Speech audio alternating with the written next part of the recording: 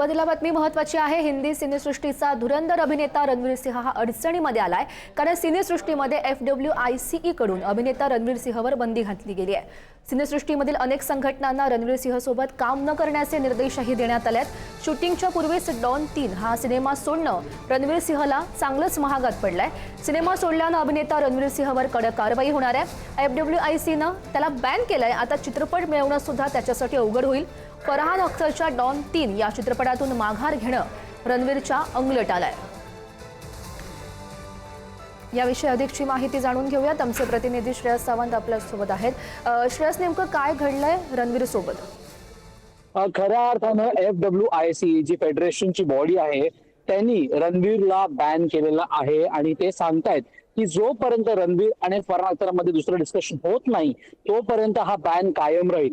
एक आपण बघितलं गेलं तर डॉन 3 सिनेमाचं शूटिंग सुरू होण्याच्या एक आठवडा अगोदर रणवीरने सिनेमातून काढता पाय घेतला।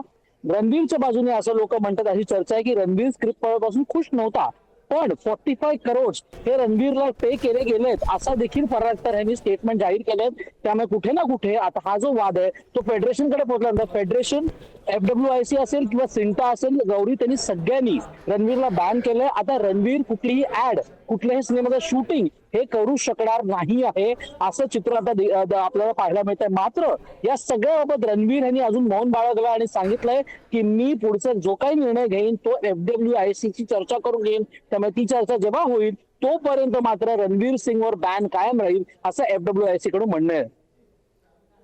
नक्कीच श्रेयस, धन्यवाद दिलेल्या सगळ्या सविस्तर माहितीसाठी।